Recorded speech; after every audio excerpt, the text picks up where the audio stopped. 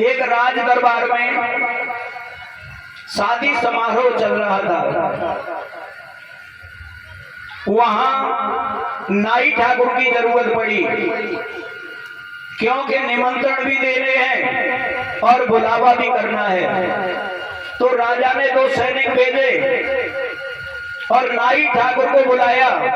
बुला करके कहा, आपको अमुक अमुक व्यक्ति के यहाँ जाकर के सूचना देनी है कि हमारी पुत्री की शादी है।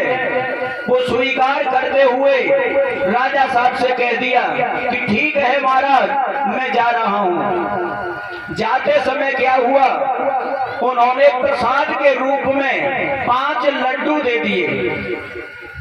5 लड्डू हाथ में लेकर के वो घर पहुंच गए। इससे स्पष्टीकरण होना है कि हमें जीवन में संघर्ष के द्वारा अपने बारे में विचार करते हुए और अपनों के बारे में विचार करते हुए समय व्यतीत करना है, नहीं तो नुकसान दोनों का ही होगा।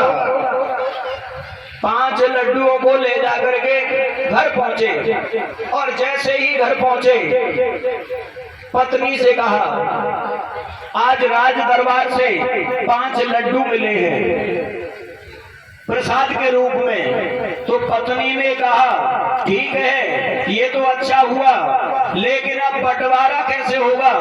लड्डू 5 हैं और लेने वाले 2 हैं। आप ऐसा करो, आप 2 ले लो और मैं 3 लड्डुओं को ले लूंगी। पति देव ने कहा, नहीं ये उचित नहीं है, उचित ये है कि मैं 3 लड्डू ले लूंगा और तू 2 लड्डू ले ले। समझौता नहीं हुआ। विचार करने का विषय है। हम थोड़ी थोड़ी बात पर काफी नुकसान कर बैठते हैं, ये स्पष्टीकरण हो रहा है।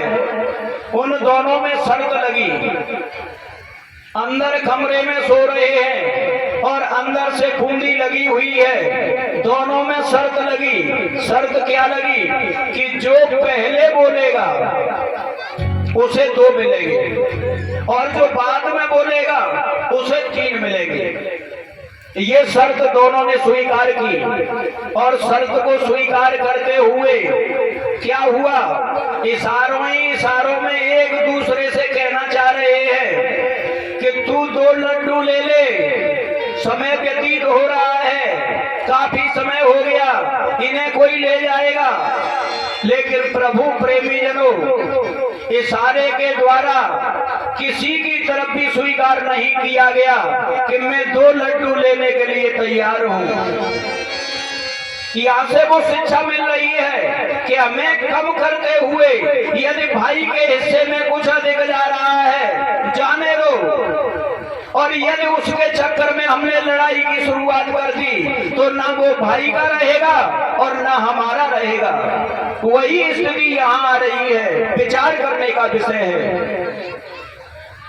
रात्रि भर वो शर्त मानते हुए कोई नहीं बोला। सुबह का समय हो गया, दरवाजा बंद है। अब राजा को जरूरत पड़ी, 2 सैनिक भेजे कि जाओ नाई ठाकुर को बुला करके लाओ। लेकिन वहां क्या देखा, दरवाजा बंद है और अंदर से कुंडी लगी हुई है।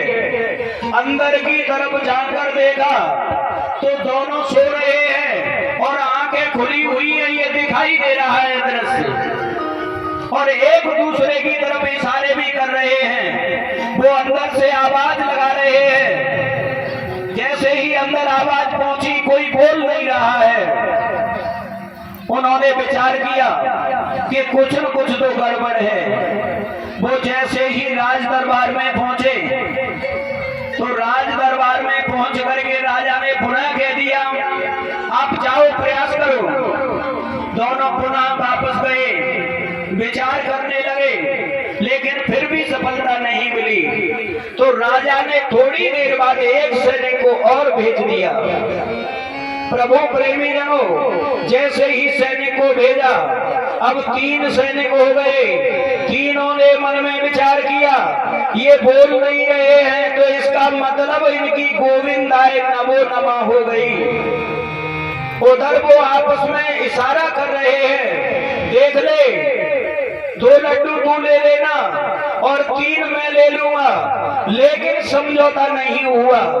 उधर सैनिक विचार कर रहे हैं अब तो ये गेट तोड़ना चाहिए, क्योंकि इनकी गोविंदाय नमो नमः हो गई। हमारा फर्ज है कि इनकी जो भी क्रियाकर्म है वो करना चाहिए। अब पति देव ने मन में विचार किया, पत्नी की तरफ इशारा किया, अभी भी सोच ले ये सैनिक क्या बात कर रहे हैं। चेले बाल लंबे हैं, सबसे पहले तुझ में ही अग्नि प्रज्वलित होगी, विचार कर ले। लेकिन उसने इशारे से मना कर दिया कि मुझे 3 लड्डू चाहिए। पति देव ने मना कर दिया। प्रभु प्रेमी जनों, समझौता नहीं हुआ।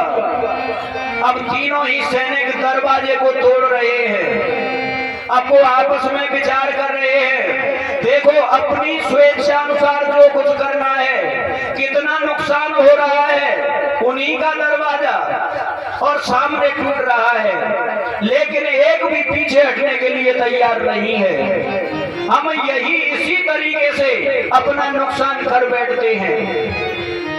दरवाजा तोड़ दिया गया। जैसे ही दरवाजा तोड़ा, उनकी तैयारी करने में जुटे हुए हैं।